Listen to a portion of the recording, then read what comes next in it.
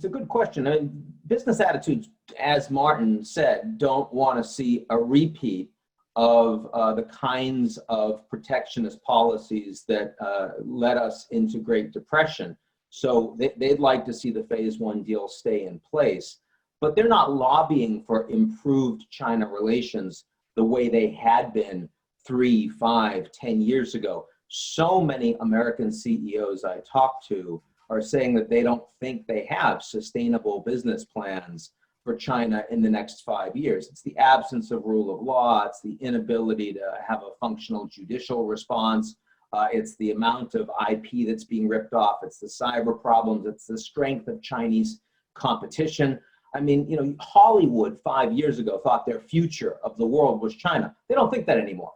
And then, you know, they're not making the same money at the box in terms of percentages.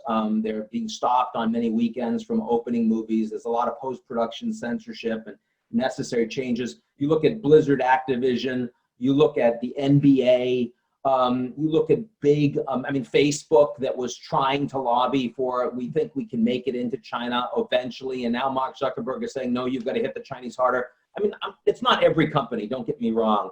But I would say a solid majority of Fortune 500 US firms right now actually would lobby for stronger and tougher US policies towards China in their areas of principal interest, which is a significant change from what we would have seen even 24 months ago. And that means that if you're Trump, I mean, you don't necessarily want to get rid of the phase one deal. The senior advisors I've been talking to in the White House tell me 51-49, the deal probably falls apart by the end of by election time. But that's, you know, it's functionally a coin flip. But they're not necessarily pushing hard on that because Trump also watches the markets very closely, and the economic story is where he expects you're going to see momentum before November. They know they're not going to get that on coronavirus, especially with the potential for a second wave. But that's very different on every other issue.